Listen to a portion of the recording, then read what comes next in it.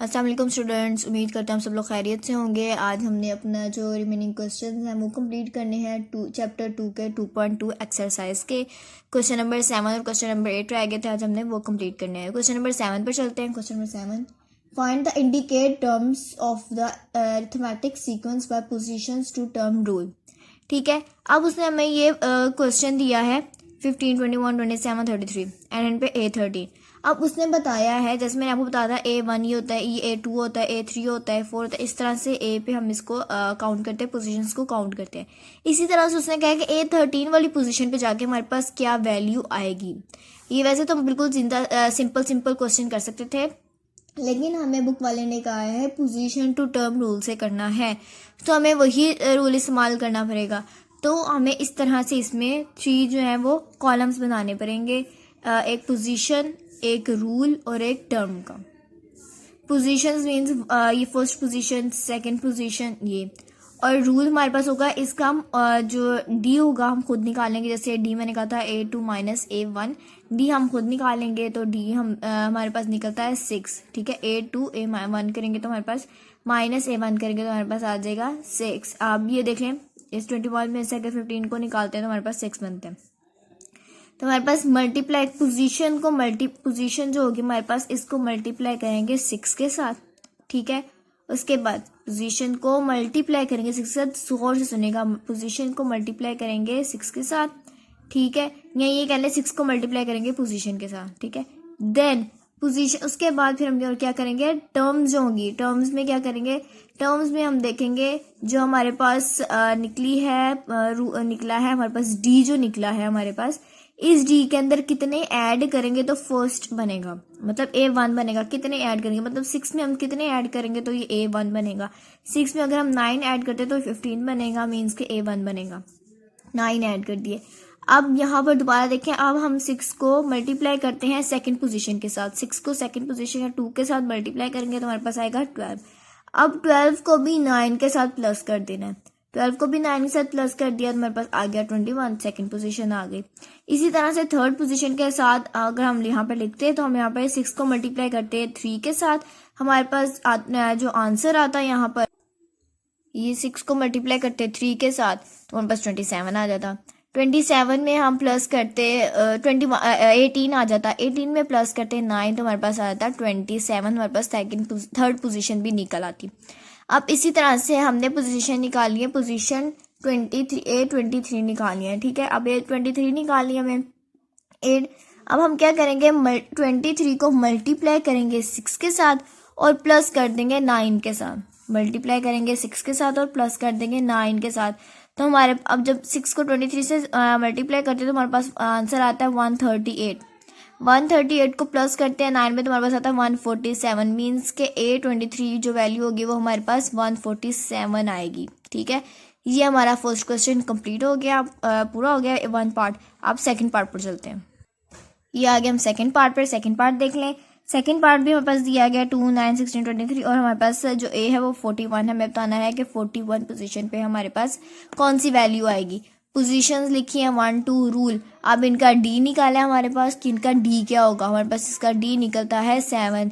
9 में से 2 माइनस किए तो हमारे पास आता है 7। 7 से मल्टीप्लाई करेंगे पोजीशंस को। ठीक है, और अब हम 7 से कितने माइनस करेंगे तो हमारे पास फर्स्ट पोजीशन बनेगी।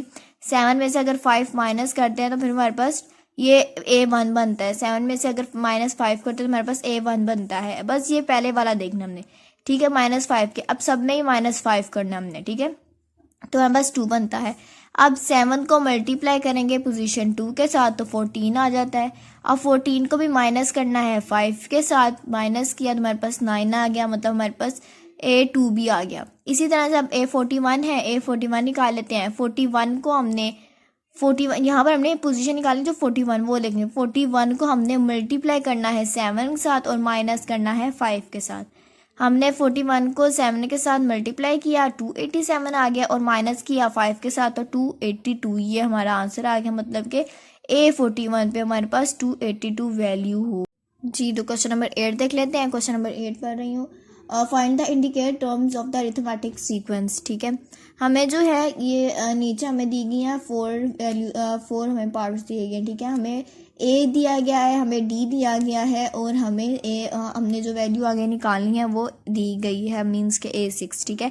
फर्स्ट वाला हम देख लेते हैं, ठीक है। A6 दिया गया हमें, ठीक है।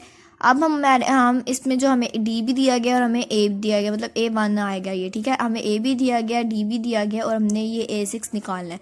अब हम वो किस तरह से निकालेंगे वो देखते हैं। अब इसमें जो हमारा फॉर्मूला लगेगा वो ये वाला फॉर्मूला लगेगा हमारे पास।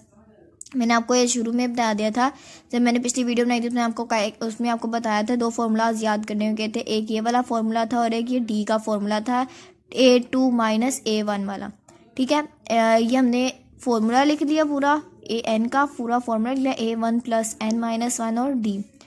A1 की वैल्यू हमारे पास थी 6, A1 की वैल्यू लिख ली हमने, प्लस n हमारे पास 6 था, हमने n जो होगा वो हमारे पास हम 6 डालेंगे, n 6 डालेंगे, 6 और माइनस 1, और d हमारे पास आएगा 3। 5 आ जाएगा, 6 में से 1 को माइनस करेंगे तो 5 आ जाएगा, और ये भी 3 आ जाएगा। 3 को 5 से मल्टीप्लाई करेंगे 15 आ जाएगा, और ये 5 ऐसे आ जाएगा, और जब इन दोनों को प्लस करेंगे तो हमारे पास 20 आ जाएगा।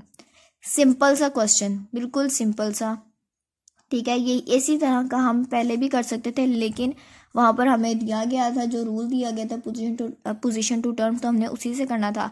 अब जो है हमें कोई यहाँ पर इतना ज़्यादा खास रूल दिया नहीं गया, उन्होंने बस कहा कि अरिथमेटिक सीक्वेंस निकालना, तो हमने निकाल दिया, ठीक है। आप पार्ट 2 की तरफ चलते हैं। ये आ गया पार्ट 2। ए हमें दिया गया 12, डी हमें दिया गया 2, और A5 हमने निकालना है।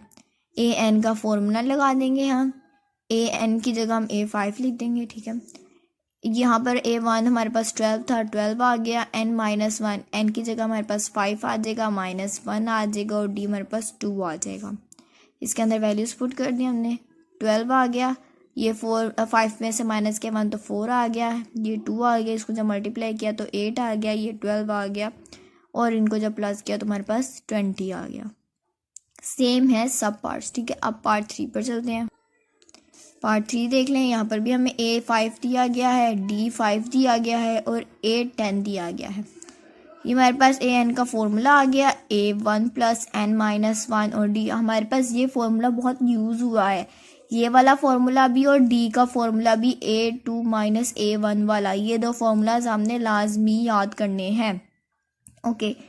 इसके बाद हमारे पास A10 आ गया AN की जगह, ठीक है। अब हमने यहाँ पर बताना है, A1 हमारे पास 5 था, n जो था हमारे पास 10 था, माइनस 1 आ गया, D हमारे पास 5 था, जब 10 में से माइनस करेंगे 1 को 9 आ जाएगा, 5 मल्टीप्लाई करेंगे 45 आ जाएगा, और जब प्लस करेंगे तो 50 आ जाएगा हमारे पास। ये आंसर भी निकल आया, ठीक है। अब हम चलते हैं अपने पार्ट 4 की तरफ।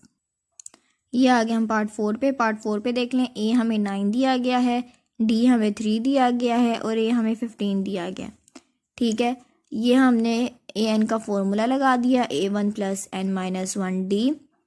यहाँ पर मेरे पास इसके अंदर सारी वैल्यूज पुट कर देंगे। A1 9 था हमारे पास, 9 आ जाएगा, D हमारे पास 3 था, 3 आ जाएगा, n हमारे पास ये जो वैल्यू होगी ये लिखेंगे, 15 आ जाएगा, माइनस 1, 9 हमारे पास आ जाएगा, और यहाँ पर इसको जब माइनस करेंगे तो 14 आ जाएगा, और ये 3 वैसे जब 3 को मल्टीप्लाई करेंगे 14 के साथ तो 42 आ जाएगा, और प्लस करेंगे 9 के साथ तो हमारे पास 51 आंसर आ जाएगा, ठीक है। हमारे पास ये वाला भी क्वेश्चन नंबर 8 ये भी कंप्लीट हो गया, हमारी 2.2 एक्सरसाइज कंप्लीट हो गई है। अब हम नेक्स्ट इंशाल्लाह नेक्स्ट वीडियो में हम 2.3 करेंगे, ठीक है। उम्मीद करते हैं आपको समझ आई होगी, और अगर नहीं आई तो आप मुझसे दोबारा पूछ सकते हैं कमेंट्स में जाके।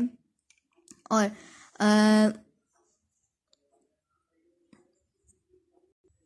अल्लाह हाफिज़, बाय बाय।